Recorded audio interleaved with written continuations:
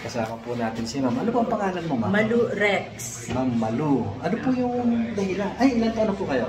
I'm 68. Ano po yung dahilan? Ba't kayo po nagpunta dito? Lagi akong kinakapos ng paghinga. So, Tapos masakit yung balakang. sakit ang balakang. Talagang laging hinihinga.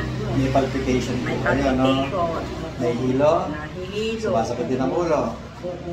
Akala ko ang minsan naatakin yata ako pag ako lumalakad. Hmm. Medyo nang didilim paningin ko. So halos pinakyaw niyo na po yung sakit lalabas, no? Tapos yung sa paa, paano ba yan?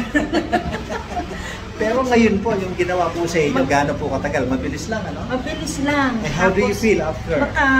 ano ako ng ginhawa. Naginhawa. Maginhawa, yung paghinga, medyo lumuwag-luwag. Oo. Yung masakit sa balakang? Wala Wala na. Yung hilo, sakit sa ulo, wala na rin. Wala na rin. Oo. Oh, that's it. Ano masasabi natin, Ma'am? Salamat sa Diyos. Thanks Salamat God sa for Diyos. everything. Salamat sa That's it. gumamot kasi ginamit siya ng instrumento ng Panginoon. Okay, that's it. Salamat sa Diyos. So, thank you.